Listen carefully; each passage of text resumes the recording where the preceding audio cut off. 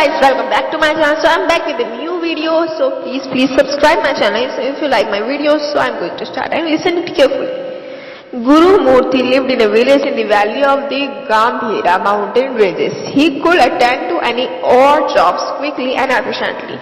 He was therefore in great demand. He never refused to request oblige everybody to the best of his ability.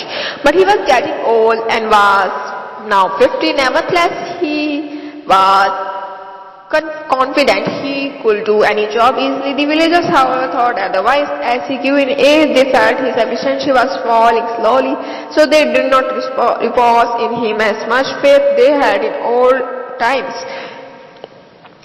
He would not able to carry out some strenuous job that needed concentration, sometimes physical strength too.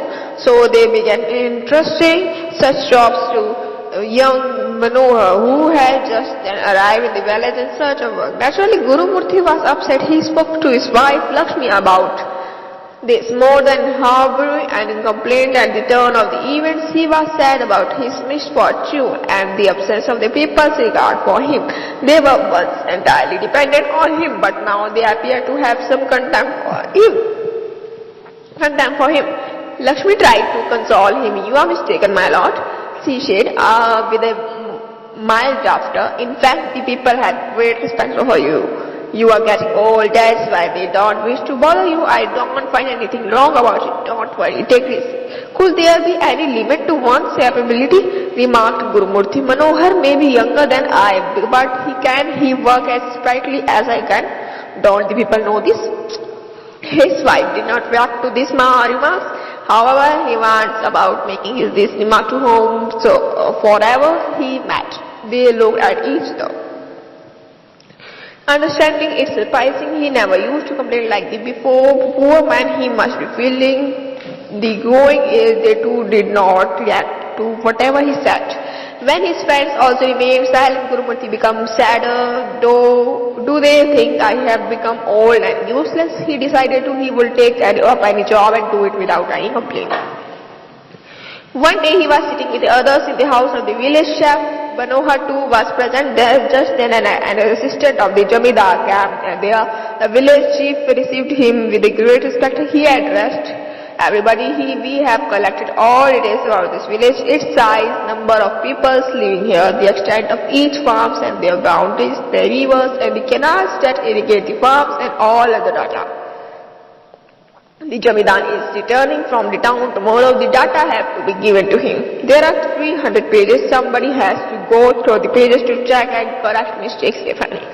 The village chief could not make out what the official really had in mind. "What do you want us to do about it?" he asked. "I am told there are some educated, efficient people here," explained the official.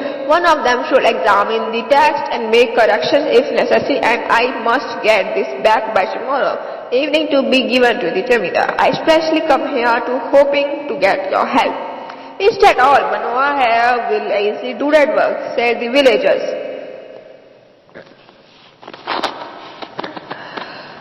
Said the village chief. He had a lot of faith in the young man. He turned to Manohar. "What do you say, Manohar? You listened to him, didn't you?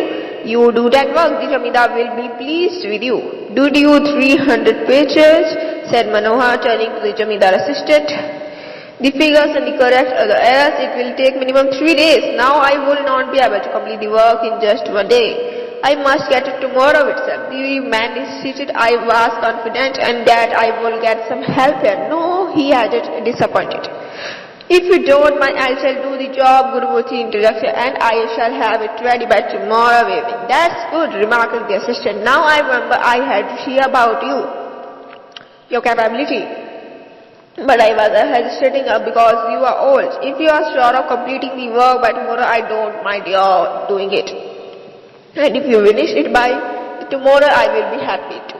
Guru Murthy completed the work by next evening and handed the papers to the assistant, who took it to the Jamidar when he returned from the town. He was happy that all corrections had been carried out and complimented his assistant. He spoke highly of him to his friends. Guru Murthy heard about this. He thought this was the proper time to stand up against those who supported Manohar. "Now you all know, don't you?" said Guru Murthy seniorly. "It was all 300 pages that Jamidar assistant gave me for security. Nobody has the courage to take up the work of correction, and he did it ultimately. I finished the whole thing in just one day, and I didn't take anybody's help. He told everybody with the vigor and the pride. One day the villager chief fell ill. The medicines prescribed by the doctor had to prepare for some rare herbs. They could be made only by a doctor in Chakrapur. Someone should go to the place, give details of the illness, and then get the medicines by him. Unfortunately, that doctor is Charakpur, where he knew only Sanskrit. The village chief suggested that the Manohar should be sent to the doctor in Chakrapur. He wanted me to go all the way to Chakrapur, exclaimed Manohar unhappily. The route is along the sea coast and the wind there will carry a saline taste. I can't stand there. He accused himself. The real reason was Manohar did not know that much of Sanskrit to converse with a doctor in Chakrapur. Once again, Gurumati offered to go to Chakrapur, where he met the doctor and sat up with the ill till the medicines are prepared. He took them to village, who was extremely happy. There was a temple in the village dedicated to Divine Mother. The annual festivals were on. One ritual was like this. After worship, the devotee had to go round the temple once and should not sit anywhere for the next one full hour. To be sitting was believed to bring out hardship of the devotee and difficulties for the country itself. Another ritual was the nearby forest had a peculiar tree which had leaves of all shapes and sizes. The devotee had to pluck 101 leaves, string them in a garland, and take to the temple and adorn the idol of Devi. The next day the garland should be taken back to the forest and hung on the branch of the tree. Many devotees found it difficult to undertake this ritual, but not Gurumati. He would unfailingly perform the two rituals during the festives, and the time when he returned from the forest and hanging the garland, everybody praised him. His wife Lakshmi was particularly proud of their husband. He could perform the rituals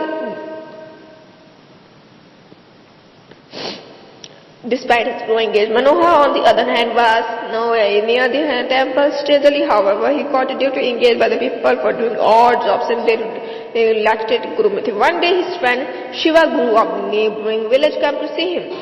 He had a problem that there had been no rain for the past 2 years, and the people in the village faced acute water scarcity. As the Jamidar there did not offer financial help to give well or a pond, and the village chief too remained unconcerned and did not think of mustering help for all the people. The people groaned and complained well of deep ears. They did not dare to go to the king, as it was not so easy to catch his attention while held his daily depart. They had to wait for days together before they could go anywhere near the king and hand over their petition. Unfortunately, none of the villagers was capable enough of presenting their case effectively to the king. Shiva Guru sought the help of Gurumati in the finding person in the village to take up the cows of neighboring village and proceed to the capital. Gurumati was feared. Why should his friend search for anybody else when he himself was available to undertake the assignment? He decided he would not help himself offer his services. He asked him to go and meet the village chief and requested him to suggest someone.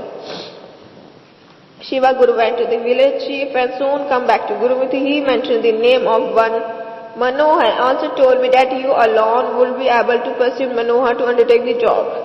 That was too much for Gurumati. He burst out, "Do you know that I looked through 300 pages of report in just one day, made all corrections. It was I who went to the doctor who speaks only Sanskrit and got him make a medicine for the village chief. Again, it was I who went to the forest and plucked leaves from the trees and made garland for it with the divine mothers. The next day I went back to the forest to hang all the garland on the tree. Nobody else come forward to do this risky job. I perform all these jobs easily and efficiently. It's strange that the village chief did not suggest my name to do the job, only wants me to pursue someone else to do it. If you wish, you can yourself go to the Manohar and ask him to go with you to your capital. I can't go to him."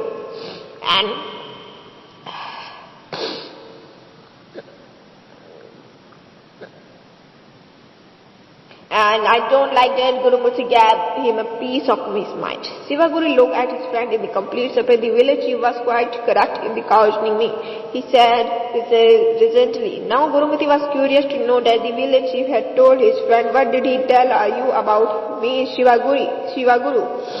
It appears clearly you used to do any job but would never complain how difficult the jobs were. But these days you will do a job but would also mention how strenuous it is to carry out. As he said, you are growing old, Gurumurthy. You must now take it easy. Gurumurthy felt ashamed of himself. He now realized what kind of changes had come over him.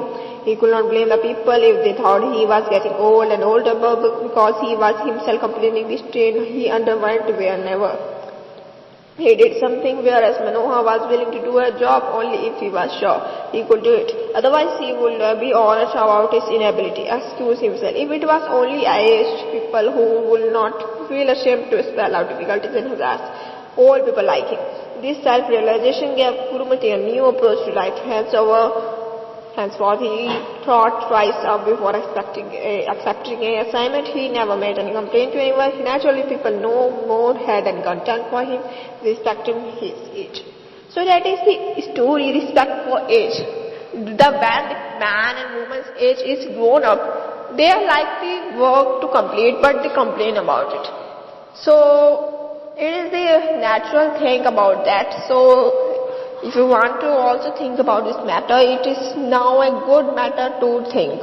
So it is a moral story. If you like this story, please like my video and share my video to your friends.